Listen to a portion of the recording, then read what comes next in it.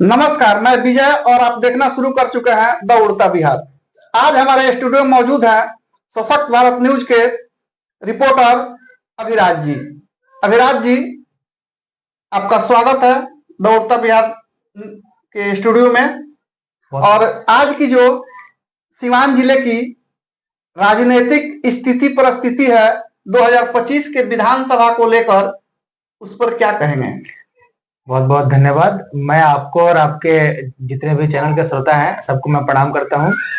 अगर हम बात करेंगे सिवान जिला के विधानसभा क्षेत्र के चुनावी परिचर्चा पर अगर हम चर्चा करते हैं तो आपको बता दें कि हमारे सिवान जिले में 8 विधानसभा क्षेत्र हैं और सभी विधानसभा क्षेत्र में अभी तक 6 विधानसभा क्षेत्र ऐसे हैं जहां प्रतिनिधित्व महागठबंधन की सरकार कर रही है और 2 विधानसभा क्षेत्र में एनडीए की सरकार है।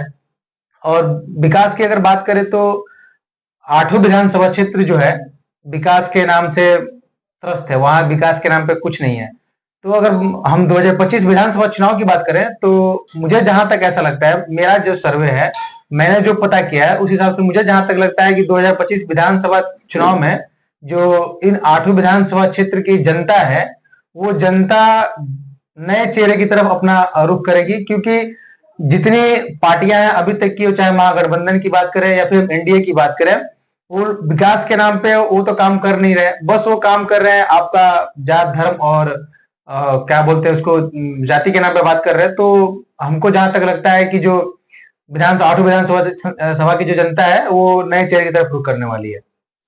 अभी जो बरसात का मौसम है, हाँ, शुरू हो चुका है जी। ऐसा मतलब लग रहा है कि मानसून तो दस्तक दे ही दिया है। हाँ। तो इसको लेकर आपने 8 विधानसभा का भ्रमण किया हुआ है। हाँ। उसको लेकर क्या कहेंगे? जी, ये बात सही है कि मानसून शुरू हो चुका है हमारे बिहार में। तो मैंने एक चीज देखा, अभी आप अगर हम अपने गृह जिला सिवान की बात करें, सबसे पहले सिवान से शुरू करते हैं क्योंकि हमारा गृह जिला है और जितने भी विधानसभा क्षेत्र है हमारे, उन सबका मुख्यालय माना जा सकता है, सिवान को माना जा सकता है ही। तो अभी आप अगर सिवान जाते होंगे तो आपने देखा होगा कि जो हमारा सिवान है, सिवान की हर एक गली, वो चाहे अस्पताल रोड हो, चाहे स्टेशन रोड हो, चाहे आपका बबुनिया मोड़ हो, पहले तो वहां अतिक्रमण और जाम की समस्या शुरू से ही है और जो समय दर समय बढ़ती जा रही है। और हल्की सी बारिश अगर हो रही है तो सिवान जिला ऐसा लग रहा है मानो कि जलमग्न हो गया। आप सिवान में नहीं किसी समंदर में घूम रहे हैं। समंदर क्या, नालों का शहर कह सकते हैं सिवान को, क्योंकि सिवान में जल निकासी की कोई व्यवस्था नहीं है और सरकार इस पे दावा कर रही है कि हम ड्रेनेज सिस्टम ला रहे हैं, ये ला रहे हैं, वो ला रहे हैं। लगभग हम जब सिवान पढ़ने जाते थे तब से लेके अभी तक की जो समस्या है, जल निकासी की समस्या, अभी तक सिवान से खत्म नहीं हुई है और इस पे सरकार दावा करती है, बस दावा करके ही रह जाती है। हालांकि हम रिक्वेस्ट करेंगे जितने भी प्रतिनिधि हैं उन सबसे कि इन चीजों पर विशेष करके ध्यान दिया जाए, क्योंकि सिवान जो है हमारा मुख्यालय है और वहां जल निकासी की समस्या बहुत ज्यादा है और अतिक्रमण तो चरम पे है। तो सरकार को इस पे ध्यान देनी चाहिए। जल निकासी के लिए क्या हो सकता है? जल निकासी के लिए सरकार को विशेष करके नालों का निर्माण करना चाहिए, साथ ही साथ ड्रेनेज सिस्टम रखनी चाहिए और ऐसा रखना चाहिए कि जो पानी है सीवरेज सिस्टम, लाइक आप उसको पानी को साफ करके, और हमारे सिवान में दहा नदी है उसमें उसको डालने का प्रयास करें। तो उसके लिए एक आपका प्लान होना चाहिए, परफेक्ट प्लान होना चाहिए। हालांकि अभी बीते दिन हमने एक अवध बिहारी चौधरी जी का इंटरव्यू सुना था, हमारे चैनल के माध्यम से ही हमने देखा था। उन्होंने कहा है कि हमने इस पे प्लान किया था, बात किया था और मोदी जी ने भी, माननीय मोदी जी ने भी इस पे कहा कि हमने सिवान में नमामि गंगे के साथ इसको प्लान कुछ कर रहे हैं। तो देखते हैं आगे क्या होता है, कुछ होता है कि नहीं। लेकिन अभी तो बहुत चरम, बस सिवान की नहीं, आप बड़रिया चले जाइए, जहां मतलब हमारे विधानसभा के जितने भी मुख्य बाजार है, लगभग 8 विधानसभा की हम बात करें, बड़हरिया की, जीरादेई की, महाराजगंज की, दरौदा की। हालांकि दरौदा अभी थोड़ा बहुत सही है, लेकिन जितने भी हमारे विधानसभा में जितने मुख्य बाजार है सबकी स्थिति यही है, सेम, मतलब हालात सेम है। चाहे वो अतिक्रमण हो या फिर जल निकासी की हो, कोई व्यवस्था नहीं है। अतिक्रमण भी चरम पे, आप देखेंगे जाके तो जो मुख्य सड़कें हैं उसके किनारे किनारे दुकानदार, फल दुकान वाले सब पूरा सड़क पे कब्जा किए हुए हैं, उस पर किसी का कोई ध्यान नहीं है।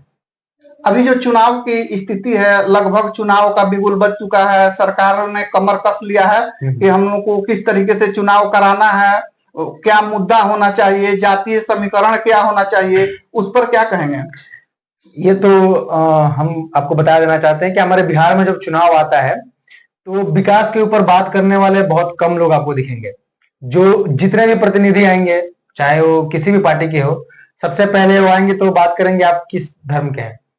जब आपका धर्म पता चल जाएगा तो फिर पूछेंगे किस जाति के हैं।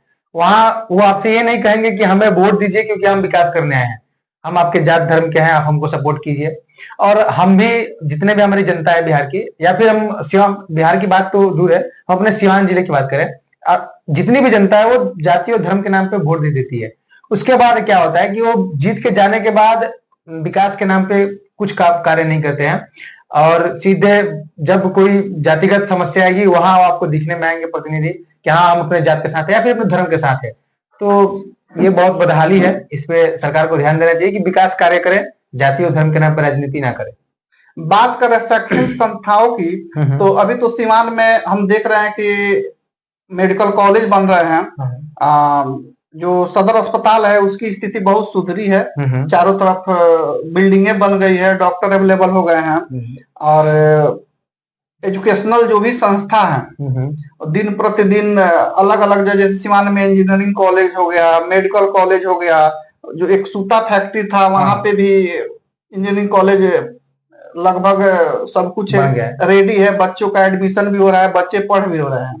तो उसके लेकर आपका मतलब क्या आइडिया है, और मतलब कि उसको कहां तक ले जाना चाहिए एजुकेशन के क्षेत्र में, और क्या विकास हो सकता है सिवान में? सरकार इस क्षेत्र में कार्य की हुई है, इसका हम आप मानते हैं, लेकिन एक चीज है, आप बिल्डिंगें बनवा दे, बड़ी बड़ी बिल्डिंग बनवा दे, उसमें सारी व्यवस्था कर दे, आप बैठने के लिए सीट वगैरह सब चीज कर दे, लेकिन एक सिस्टम जो बोलते हैं, लाइक पढ़ाई का जो एजुकेशन का जो सिस्टम है उसको अच्छे से रन करने वाली व्यवस्था ना बनाए तो फिर वो किस काम की है।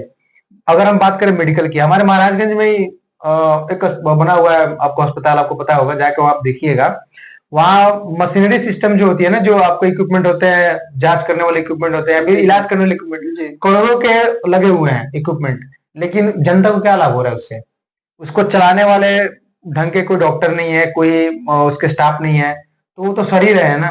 तो सरकार तो दावा कर रही है कि हमने ये काम किया है, हालांकि किया है, अच्छी बात है, सरकार ने बिल्डिंगें बनवाई है, सूता फैक्ट्री के पास इंजीनियरिंग कॉलेज बनाए हुए हैं, ये बात सही है, लेकिन सरकार से निवेदन है कि उसको सुचारू रूप से चलाया जाए, उसकी व्यवस्था की जाए कि हाँ अच्छे से अच्छे टीचर्स की व्यवस्था की जाए, अच्छे डॉक्टरों की व्यवस्था की जाए, ताकि जो शैक्षिक हमारी जो एजुकेशन सिस्टम है उसको सुधारा जा सके और हमारे मेडिकल की लाइन की भी सुधारा जा सके। ये सरकार से मेरा नम्र निवेदन है। आप लोग हमारे साथ जुड़े रहिए और देखते रहिए द उड़ता बिहार न्यूज।